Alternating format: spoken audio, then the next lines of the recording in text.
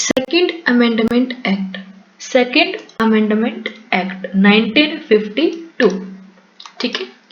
Scale of representation in Lok Sabha, this was amended to say that one member can represent more than 7.5 lakh people, कि 7.5 लाख के पीछे एक व्यक्ति होगा, ये बोला गया इस अमेंडमेंट के दौरान, ठीक है। देन हमारे पास आता है 17 अमेंडमेंट एक्ट, जो कि था कि हमारे पास जो हाई कोर्ट है वो दो से अधिक स्टेट्स के लिए हो सकता है। ये 56 में आया था एग्जाम्पल के लिए। तो हमारे पास चंडीगढ़ हाई कोर्ट है, जो कि पंजाब के लिए भी है और चंडीगढ़ के लिए भी है। देन है abolition of category A B C D state and 14 state and 6 unit बनाए गए थे उस टाइम के ऊपर, ठीक है। पहले हमारे पास 4 प्रकार के स्टेट थे, उसके बाद उनको काटा गया और 2 प्रकार के स्टेट बनाए गए, 14 स्टेट और 6 यूटी। आगे देखिए इन्होंने क्या दिया, यूनियन टेरिटरीज दिया, मतलब यूटी को इंट्रोड्यूस किया कब, 17 अमेंडमेंट एक्ट 56 में। देन हुआ है 19 अमेंडमेंट एक्ट 1960 में। इसमें बोला गया adjustment in the Indian territory resulting from the agreement with Pakistan, India Pakistan agreement 1958 की टेरिटरी कौन सी रहेगी, इंडिया और पाकिस्तान की। Heading over the Indian territory of Berubari Union West Bengal to Pakistan, जो आपका जो हमारा इधर को है, इधर कैसे बनेगा, एक मिनट रुको, ये बना और ऐसे ऐसे रहता है, ठीक है। तो ये जो एरिया है यहाँ पे बेरूबारी वाला, वो किसको दिया गया, वेस्ट बंगाल को दे दिया गया बेरूबारी यूनियन। कब दिया, 60 के अंदर।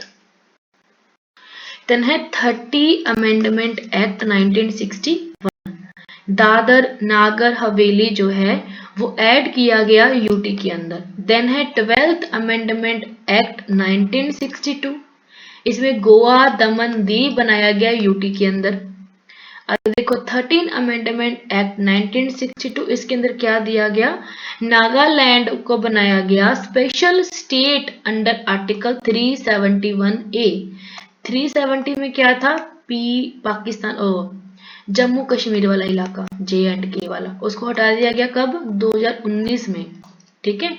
और 371 में ए में क्या था, नागालैंड को स्पेशल राइट प्रोवाइड करवाया गया था 13 अमेंडमेंट 1962 के दौरान।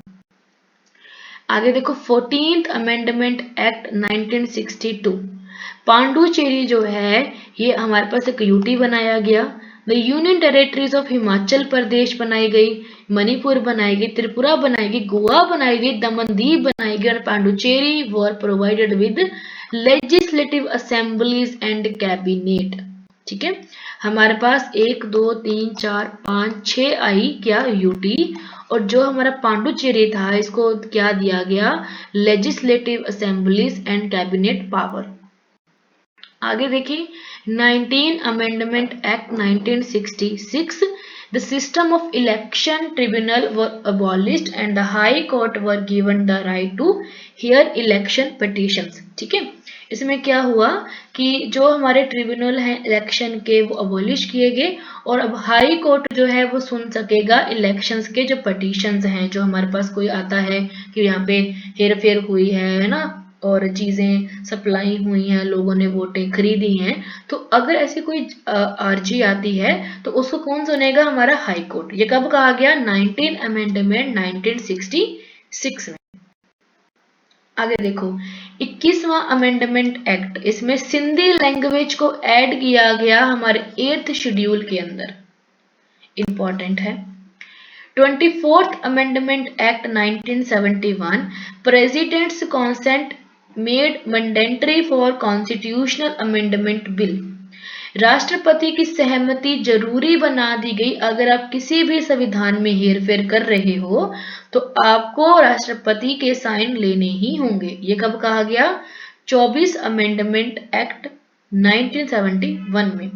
आगे देखो 25वां अमेंडमेंट एक्ट 1971 में क्या कहा गया कि फंडामेंटल राइट टू प्रॉपर्टी जो था 31 में उसको खत्म कर दिया गया। अब वो क्या बन गया, एक तरीके से कानूनी अधिकार बन गया, लीगल राइट बन गया। ठीक है, fundamental right to property was reduced. आगे देखें 36 amendment act 1971, the privacy, pursue and privileges of the farmer ruler of the princely state were abolished। जो हमारे princely state थे, जैसे कि हमारे पास एक हैदराबाद था, जींद था, निजाम था, ठीक है, तो उनके जो राइट थे उनको हटा दिया गया 26 अमेंडमेंट एक्ट 1971 में। आगे देखो 31st अमेंडमेंट एक्ट 1972 में कहा गया कि लोकसभा सीटें जो हैं वो इंक्रीज करो 525 से 545 करो। देन है 35 अमेंडमेंट एक्ट 1974 में क्या कहा गया, जो सिक्किम है उसको एक स्टेटस दिया गया, protectorate was abolished and Sikkim was given the status of associate state of India. ठीक है, सिक्किम को क्या दिया गया स्टेटस, एसोसिएट स्टेट है इंडिया की ये वाली। आगे देखिए 36 अमेंडमेंट एक्ट 1975, सिक्किम को अगले साल क्या बना दिया गया, फुल स्टेट बना दिया गया। ठीक है, 74 में क्या बनाया गया, एसोसिएट स्टेट, 75 में क्या बना दिया गया, फुल स्टेट। आगे देखो 40th amendment act 1976, Parliament decides from time to time the limit of Indian territorial water, continental shelf, exclusive economic zone and maritime zone। ठीक है, कि जो पार्लियामेंट है वो डिसाइड करेगी कि पानी कहाँ से कहाँ जाएगा, जो हमारा रिवर वाला एरिया है वहां पे कौन कौन काम करेगा, जो समुद्र वाला एरिया वहां पे किस किस का राइट रहेगा, इन सब के ऊपर जो राइट है, जो कंट्रोल है, जो रूल्स रेगुलेशन बनाने की पावर है वो किसके पास रहेगी, पार्लियामेंट के पास, संसद के पास, लोकसभा, राज्यसभा, पीएम और राष्ट्रपति। आगे देखो 42 amendment act 1976, very very important. 42 amendment act is the most comprehensive amendment था हमारे इंडियन कॉन्स्टिट्यूशन के लिए, और इसको हम क्या बोल देते हैं, मिनी कॉन्स्टिट्यूशन। ठीक है, आगे देखें दिस इज वन ऑफ, आगे है 44th amendment act. This is one of the important amendment to the Indian Constitution implemented by Janata government. important है ये वाली term. Candidates can read, okay, 44th important है, 42 important है, जिसके अंदर काफी सारे एक्ट लाए गए, जैसे कि हमारा जो क्या उसे बोलेंगे हम, फंडामेंटल ड्यूटीज ऐड करी गई इसके अंदर। ठीक है, और इमरजेंसी भी लगी हुई थी इस के दौरान, राइट। आगे देखिए काफी चीजें चेंज भी करी गई, संविधान में चेंज करा गया, उसमें 3 वर्ड्स ऐड करे गए, सेकुलर वाला, और देन हमारे 2-3 और थे मुझे याद नहीं आ रहे, वो चीजें ऐड करी गई। देन है 52nd amendment act 1985। A new 10th schedule was added provided for anti-defection law. Candidates, okay, जो 10th शेड्यूल है वो ऐड किया गया इसके अंदर। हमारे पास फर्स्ट अमेंडमेंट में क्या ऐड किया गया, 9th शेड्यूल। ठीक है, और जो हमारे पास 52 अमेंडमेंट है इसके दौरान क्या ऐड किया गया, 10th शेड्यूल, याद रखेंगे। ठीक है, जो प्रोवाइड करवाता है anti defection law. 61 amendment act किसके लिए था, द वोटिंग एज जो बढ़ा दी गई 21 to 18, मतलब घटा दी गई। ठीक है, पहले 21 साल वाले वोट डालते थे, अब 18 ईयर वाले वोट डाल सकते हैं। आगे देखिए 65th amendment act 1990, a multi member national commission for schedule cast, schedule tribe और इस्टेब्लिश। हमारे पास क्या बना, SC/ST के लिए एक कमीशन बनाया गया, office for the special office for schedule cast and schedule tribe और अबॉलिश्ड। ठीक है, देखिए national commission for scheduled caste and tribe. आगे देखिए 69th amendment act 1991। The Union Territory of Delhi was given to special status of National Capital Territory of Delhi।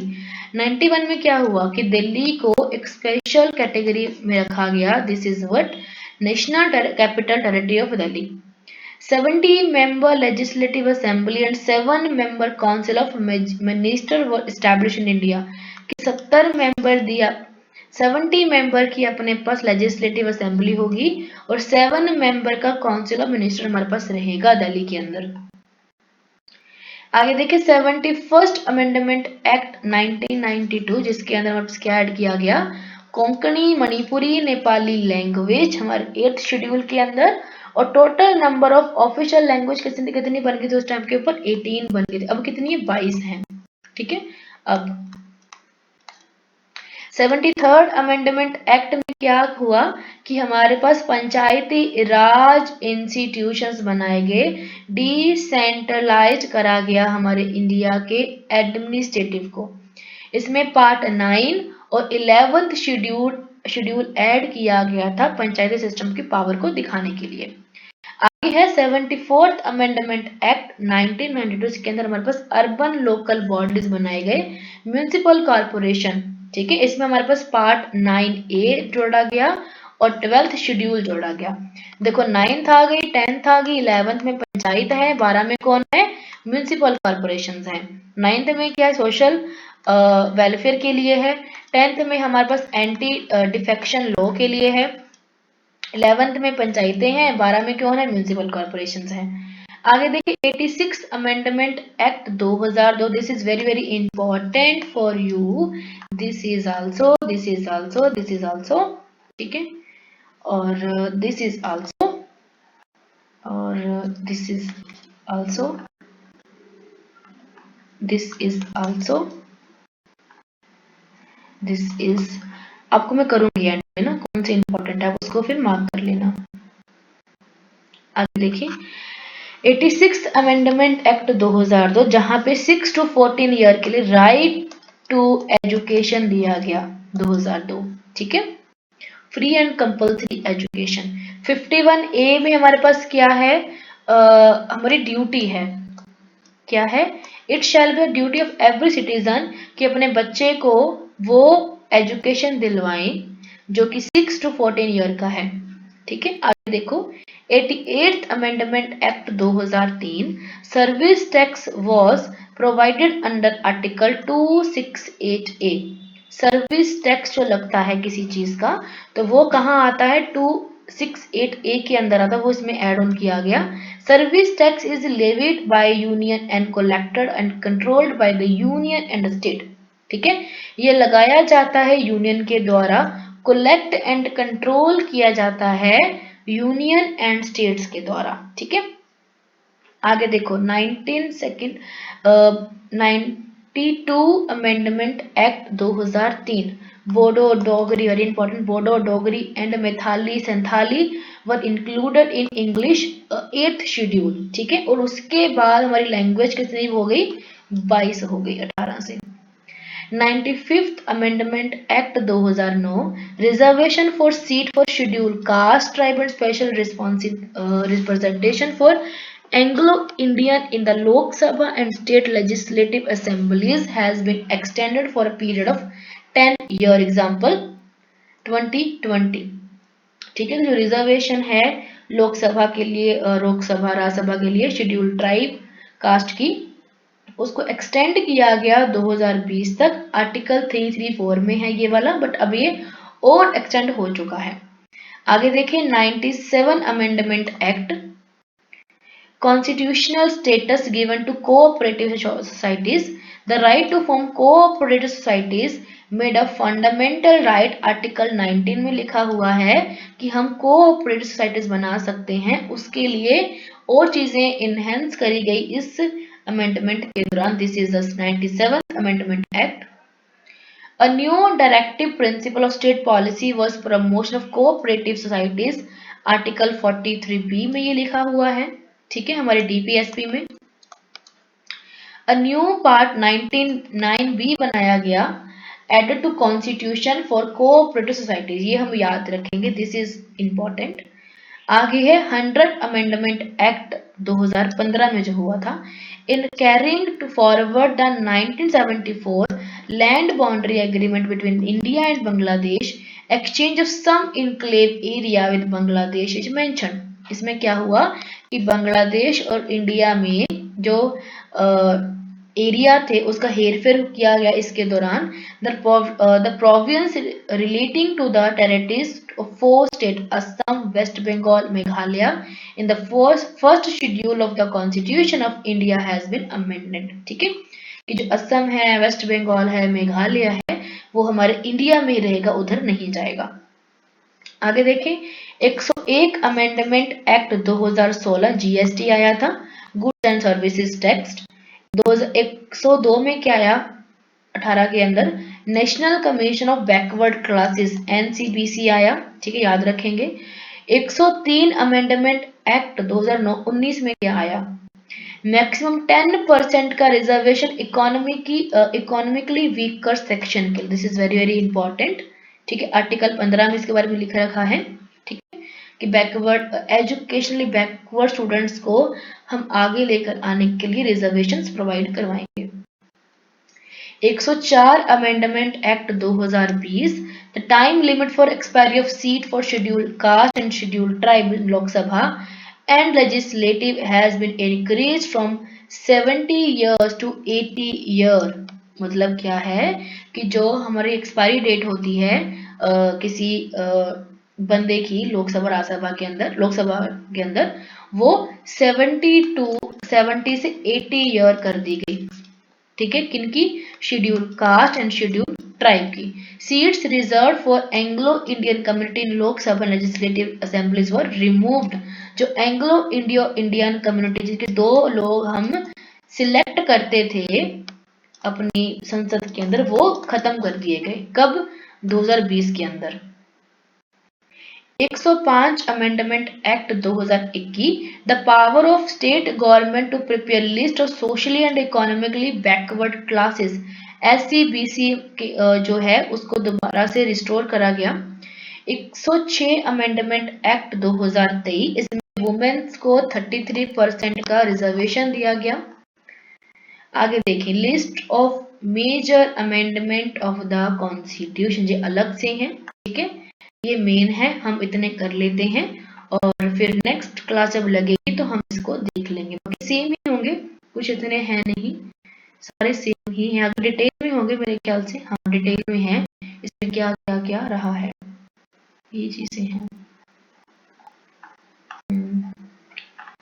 Type of amendment कितने प्रकार के हैं ये भी यहाँ पे लिख रखा है। ठीक है, चलिए तो इसको हम